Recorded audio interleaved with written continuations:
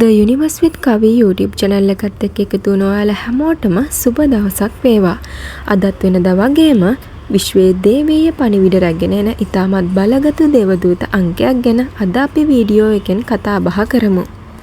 විශ්වයේ බලගත් ආශිර්වාදය ලත් දේවදූත අංකයක් තමයි 111 දේවදූත අංකය.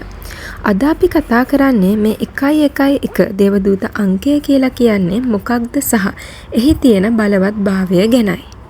111 දේවදූත අංකය විශ්වයෙන් ඔබගේ ජීවිතයට කරන නව ආරම්භයන් වල මෙන්ම නව අවස්ථා සහ සිතුවිලි තුලින් ජීවිතයේ නව ආරම්භමකට කරන ආරාධනාවක්.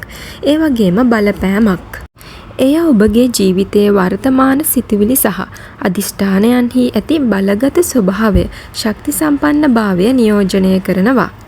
එය ඔබේ මනෝභාවයන් තුළින් ඔබට අවශ්‍ය දේ වෙනුවෙන් අලුත් අවස්ථාවක් නිර්මාණය කර ගැනීමටත් ඔබ සිටින්නේ නිවැරදි මාවතක යන්නත් ඔබේ අවශ්‍යතාවයන් සෙමින් වර්ධනය වන බවත් අලුත් අවස්ථාවන්ට ඇතුළු වන බවත් මේ හරහා ඔබට විශ්වය පවසනවා. මෙම දේවදූත අංකය ඔබගේ ජීවිතයේ අලුත් ආරම්භයක්.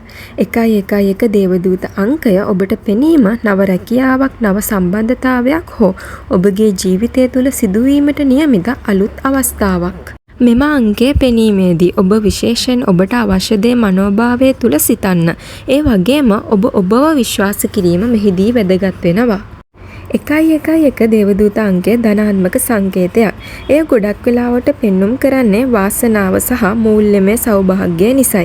ඉතින් මෙම අංකය විශේෂ අවස්ථාවන් ඉදිරියට ඇති බවට ඔබට ඉඟි කරනවා. ඉතින් විශ්වාස කරන්න, විශ්වාසයෙන් ඉන්න. ඔබ සැමට විශ්ව මාතාවගේ පිහිටයි.